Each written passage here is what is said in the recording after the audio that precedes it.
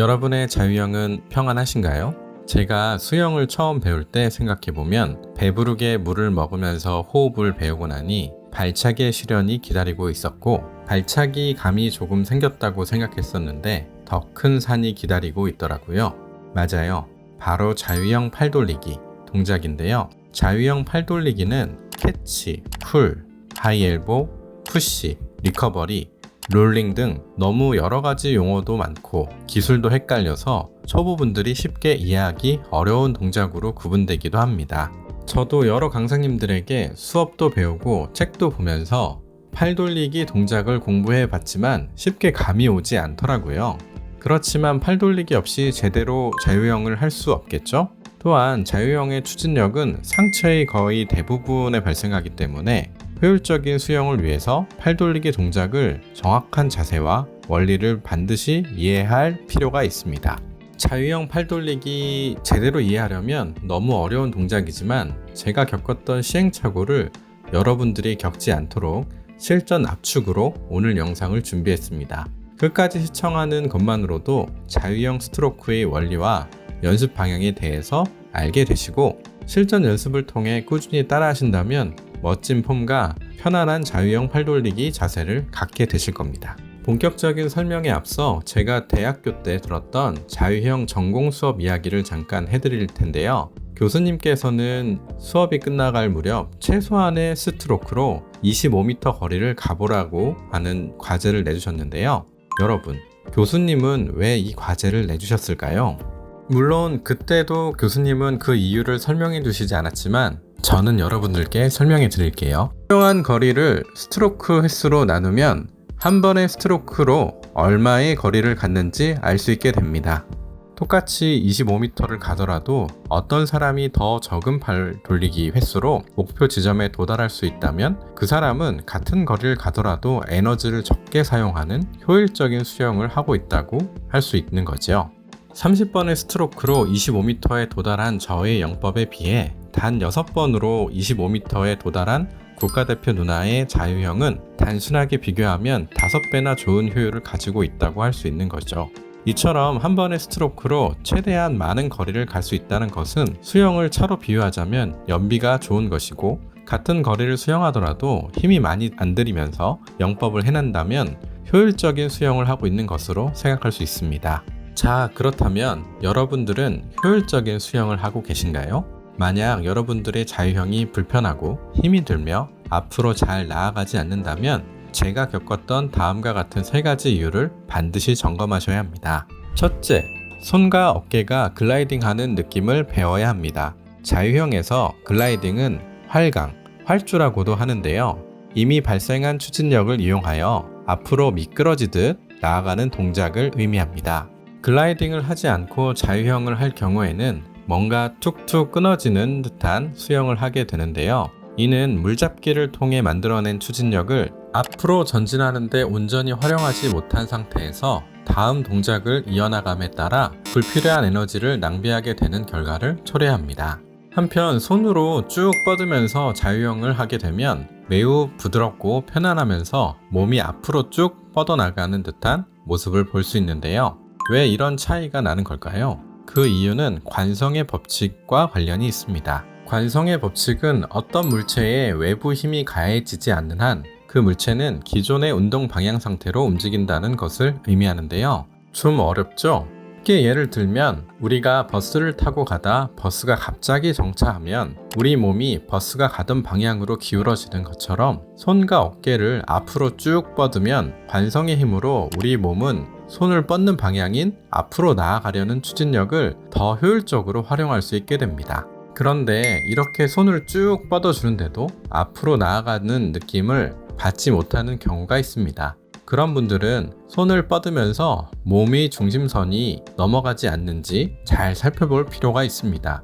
이 현상은 특히 호흡을 할 때 주로 발생하는데요.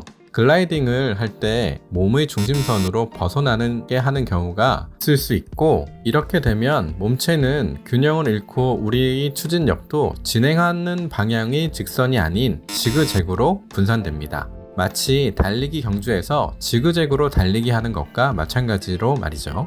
그렇다면 일직선으로 몸체 중심을 유지하는 가장 좋은 방법은 무엇일까요? 우선 가장 쉬운 방법은 수영을 할 때 자신의 손을 보는 것입니다. 글라이딩을 할 때 평소보다 약간만 더 자신의 손을 지켜봄으로써 내가 올바르게 뻗고 있는지 확인하는 방법입니다.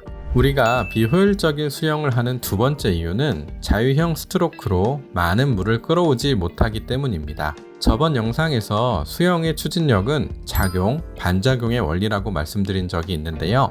우리가 최대한 많은 물을 그리고 세게 밀어낼수록 반작용으로 우리는 많은 추진력을 얻게 됩니다. 많은 물을 당기기 위해서는 어떻게 해야 할까요? 먼저 힘을 써야 하는 정확한 타이밍을 알아야 합니다. 스트로크, 즉 팔 돌리기의 정확한 타이밍이 이해되지 않는다면 다른 스포츠 동작을 참고해 볼 필요가 있습니다. 축구에서 슈팅, 야구에서는 배트 스윙, 배드민턴의 스윙의 공통점은 무엇일까요? 바로 임팩트 순간에 가장 많은 힘이 들어가야 한다는 것입니다. 수영의 스트로크 동작도 비슷한 원리라고 할 수 있는데요. 손을 물속에서 부드럽게 입수한 뒤 하는 물 잡기는 준비 동작이라고 할 수 있으며 마지막에 물을 당기는 동작에서 가장 많은 에너지를 사용해야 큰 추진력을 발생시킬 수 있습니다. 많은 초보분들이 의욕만 앞서서 물잡기, 즉 캐치 동작에서부터 힘을 많이 주려고 하는데요. 물을 끌어오는 게 아니라 팔로 당겨오는 물의 흐름을 부수게 됩니다. 잘못하면 내 팔과 내 어깨도 같이 부서질 수 있으니 주의하는 게 좋습니다. 요약하면 대부분의 추진력은 당기는 동작에서 발생하기 때문에 물 잡기, 즉 캐치는 약하게, 다음 당기기 동작, 즉 풀 동작에서는 세게 힘을 넣어야 한다는 개념을 의식적으로 꼭 가지고 계시기 바랍니다. 다음은 많은 양의 물을 끌어오기 위해서는 손과 팔뚝을 함께 사용하는 물잡기가 되어야 합니다. 많은 초보분들이 손으로만 물을 밀어내려고만 하는 경우가 있는데요. 이런 경우에는 손과 팔뚝을 함께 사용하는 것보다 많은 양의 물을 밀어낼 수 없습니다. 손과 팔뚝 전체로 물을 잡기 위해서는 팔과 손의 모양이 수직을 이루어야 하는데요. 이때 팔꿈치는 높게 유지되기 때문에 이를 하이 엘보라고도 합니다. 그렇다면 이 하이 엘보 어떻게 연습하는 게 좋을까요? 가장 직관적인 방법은 바로 주먹을 쥐고 자유형 연습을 해보는 것입니다. 주먹을 쥐면 손바닥으로 물을 끌어올 수 없게 되어 자연스럽게 팔뚝의 힘으로 캐치 동작을 하게 됩니다. 팔뚝에서 물의 묵직함이 느껴진다면 여러분은 하이 엘보 캐치를 잘 하고 계신 거라고 할 수 있습니다. 자유형 팔돌리기가 비효율적인 세 번째 이유는 바로 롤링을 제대로 못하고 있기 때문입니다. 롤링이란 수영을 할 때 몸체와 어깨의 회전을 의미하는데요. 만약 여러분이 롤링을 제대로 하지 않으셨다면 자칫 어깨에 큰 부상을 일으킬 수 있습니다. 어깨가 회전되지 않는 상태에서는 하이엘봇이 어깨의 이 부분이 과도하게 뒤로 꺾이게 돼 큰 부담으로 작용하게 될 것입니다. 반면 여러분이 몸체 회전을 하게 된다면 다양한 이점이 발생하게 됩니다. 먼저 회전으로 인해 팔을 돌릴 수 있는 가동 범위가 더 늘어나게 편하게 돌릴 수 있게 됩니다. 당연히 부상 방지도 되고요. 또한 어깨 근육들로만 사용하는 것과는 대두적으로 몸체 회전이 되면 등과 가슴 등의 근육도 활용할 수 있어 훨씬 큰 에너지를 일으킬 수 있습니다. 또한 롤링을 잘하게 되면 어깨와 손이 미끄러지는 동작을 할 때 유리합니다. 위에서 글라이딩의 중요성을 이미 설명해 드렸는데요. 여러분의 몸체를 회전함으로써 더 길게 글라이딩을 할 수 있는 시간을 만들어낼 수 있습니다. 많은 분이 롤링의 중요성을 잘 알지만 실제 수영에서 적용해 보려고 하면 언제 타이밍을 맞춰서 몸을 돌려야 하는지 어려워하시는 경우가 많습니다. 제가 요점만 알려드리면 먼저 롤링을 가장 효율적으로 할 수 있는 방법은 손으로 물을 잡는 캐치 동작에서 물을 당기는 풀 동작으로 넘어가는 시점입니다.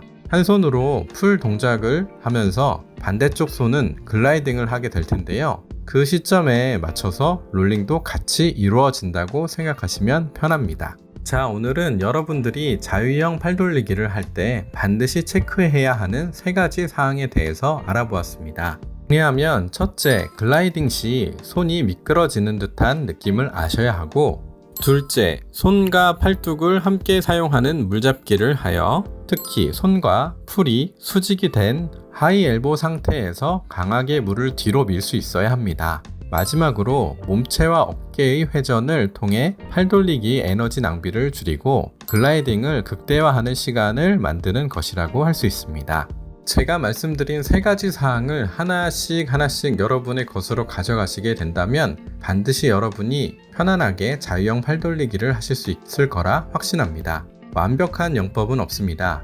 편안하고 효율적이며 우리에게 맞는 수영만 있을 뿐이죠. 여러분들이 우아한 수영을 하는 그날까지 애프터 스임이 응원하겠습니다. 감사합니다.